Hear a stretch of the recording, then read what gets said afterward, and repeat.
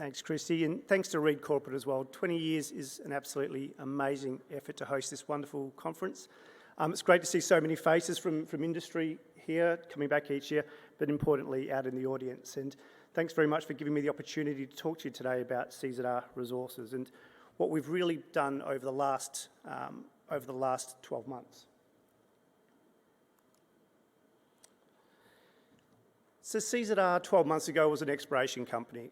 What we're really doing now is we're moving through that transitional phase as we go from a company that had a smaller resource, a smaller reserve, to now a company that's really on the cusp of production. We've been able to do that by growing our inventory. We're now up to 27 million tonnes of ore reserves. It was only 8 million tonnes not that long ago. And we're also doing that through partnering with other strategic partners in the region. So that includes our transshipping contractors and also other iron ore miners in the region. And while we're very much an iron ore company, and we believe that we deliver exceptional value for investors, in particular looking to maximise the very strong iron ore price that we have at the moment, we also have very, very strong gold and vanadium and copper assets as well, which we're currently exploring. Standard disclaimer. So the investment proposition, or the why invest in CZR. I think one of the key things with CZR is our location. We really are in a genuine Tier 1 mining location. Our Robe Mesa deposit is surrounded by Rio Tinto. We've recently acquired another project, the Robe Mesa South, so now we effectively surround Rio Tinto's Mesa Ref deposit. Now been over $4 billion. That's $4 billion either invested or committed right on our doorstep. And that's with Rio Tinto at Robe Valley, but also with MinRes and their Onslow Iron project. And not only with the iron ore, our Croydon Gold project is just a long strike from De Grey's enormous 8.5 million ounce Hemi discovery, which is now going through a DFS. Now that sits within the larger Mallina Basin, and our Croydon project holds around 40 kilometres strike of that Mallina sediments. And what we're looking for there are those intrusions, those multi-million ounce deposits, which De Grey's been able to discover there. Now, what have we actually been doing and how are we delivering on this Robe Mesa strategy? Like I mentioned, we've now increased our ore reserves by a whopping 230%. So we started at 8 million tonnes, we're now at 27 million tonnes. We always said that we need to grow the resource base, the reserve base, our production rate, and our mine life. That's how you drive value in the iron ore industry. And now we've been able to do that. We've turned a 4-year mine at 2 million tonnes per annum into 8 years at 3.5 million tonnes per annum. We put out some initial forecast financials last week. We're now showing that we're at a base case $90 iron ore price. We're delivering a 70% IRR and a $260 million worth of free cash flow. Now, at today's iron ore price, it looks a lot different.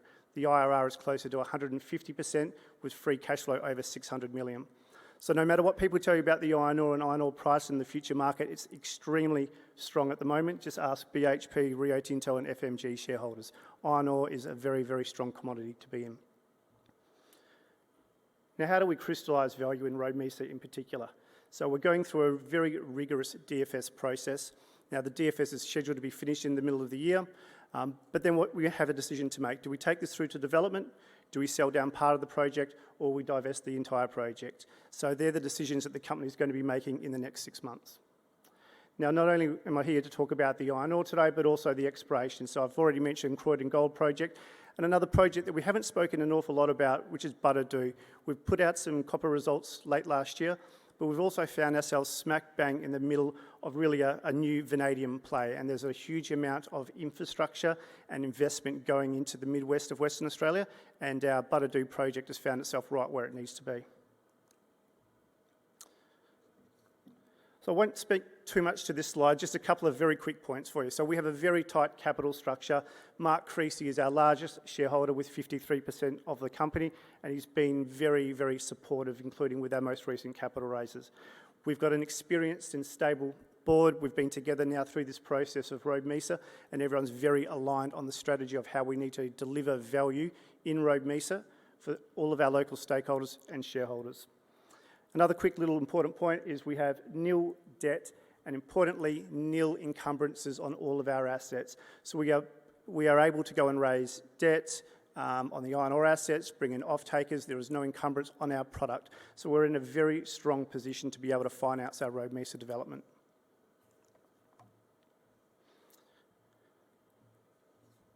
So if we talk about what we said we were going to do and what we have actually done, and that's really important in this industry. So last year, we said we were going to grow the resources and the reserves. We've now increased resources by 89%, our reserves by 230%, so a massive increase there. We've also consolidated the Robe Mesa South, so we undertook a transaction with FMG, and that was a strategic transaction. It now means that we surround Rio Tinto's operations at Mesa F. And it's also, my understanding, the only time FMG has sold an iron ore tenement. The next thing with iron ore, we're talking about a bulk commodity. We need to have access to market. So we've formed the Port of Ashburton Consortium with a globally renowned transshipping consultant and contractor in CSL and another regional iron ore miner. So this is about building scale and then leveraging that scale to lower the cost and enable us to drive as much value as possible from our asset. We don't want to be a small iron ore producer. We want to be part of a larger package, and that's where we see the value coming from. Really importantly was the traditional owner agreement with the Robe River traditional owners. That was a long process over around 18 months to 2 years. We're very happy to get that transaction finalised.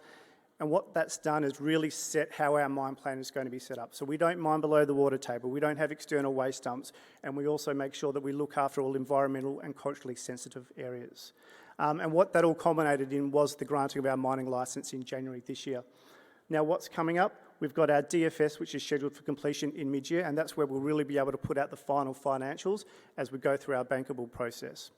We've got our mining and environmental submissions and approvals. We're looking to have those submitted in the next couple of months with approvals by Q4, in which case we'll then go to FID, and then subject to positive FID, we're looking to get into construction and production at the back end of next year. Okay, so for those that aren't that familiar with the Robe Mesa project, this forms part of our larger Yarralula iron ore province. This is the Robe Mesa, also the Robe Valley iron ore CID deposits, and they are effectively controlled by Rio Tinto in joint venture. Now, Rio Tinto and their joint venture partners have spent $1.7 billion just in this area alone in the last 2 years. And that's not to expand production, that's just to replace ageing existing production. So we're not seeing any more supply coming out of there. In addition to that, just to the south of our operations, 40 kilometres here at Ken's Bore, MinRes are now developing the $3 billion Onslow Iron Project. Now that's going to be coming out of Ken's Bore, 35 million tonnes per annum, out to Ashburton. So the area is getting a huge amount of investment at the moment. So there's no better encouragement for CZR and our shareholders that we're in the right place at the right time. And if we talk about neurology, that's certainly not what we have. We have the actual extension of Rio Tinto's ore body. So this is nothing about being a side deposit or somewhere close by. We have the exact same ore body that extends off their property onto our property. So really important for us was the announcement of our updated ore reserves. I mentioned we've increased it by 230% from 8 million tonnes to 27, and this was the key plank of our strategy to lower our cost, increase our production rates, increase the mine life, and really drive value for everybody. It is such a simple ore body, it really genuinely does not get any simpler than this to mine something. So we've got outcropping DSO, it's at surface, it's a very low strip ratio of 1:1. We start mining stage pits from the north and progress towards the south, backfilling the waste behind us. So we're meeting all of our cultural and our environmental obligations by putting the waste back into the hole. We don't have any mining below the water table. We have no discharge of water issues whatsoever at all. We also mine around 3.4 million tonnes of low-grade material, which we stockpile down near the ROM pad. At the moment, it's not included in the ore reserves, but we intend to bring it into the ore reserves as we go through our DFS process. So expect to see more updates over the next couple of months there. As I mentioned, we've generated a buffer zone as well around the Mesa Edge, and what that means is if we have any caves or anything else of cultural significance, we also protect those. So it's a really simple mining operation. We drill and blast, we load and haul, single digger, with a few trucks expanding to 2 diggers and a couple more trucks. And we only produce a single fines product. So again, a very simple, low-cost operation. Now, I'll just quickly skip through the metrics, so please come and speak to us if you want to, but I've already really mentioned it's 3.5 million tonnes per annum. The low strip ratio of 1 to 1, the first 18 months is only 0.3 to 1. So the project is really going to be able to generate those strong cash flows in the early years. At the moment, our C1 cash cost is $57 Australian FOB. So again, it's a very low cash cost as well, and that's what we've been trying to do this whole last 18 months, is drive that cost down as low as possible and be sustainable into the future.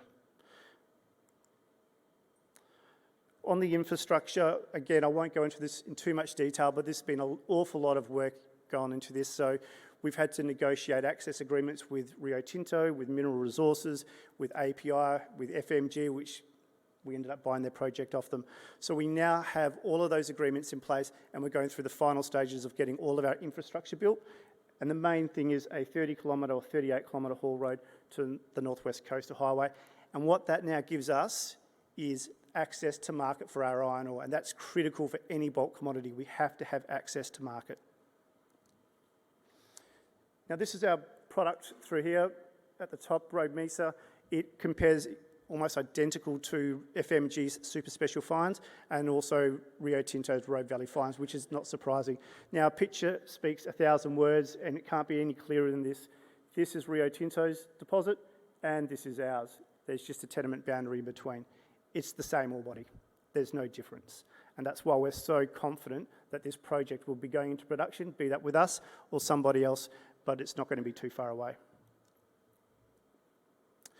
Now, just a quick one on the iron ore pricing, just for people to know, this is a 4.5-year price chart. We're using this bottom line here as our forecast pricing. So when we generate our ore reserves, we're not looking at a price which is aspirational and non-existent. What we're talking about is a price where it has barely dipped below that in the last 4.5 years.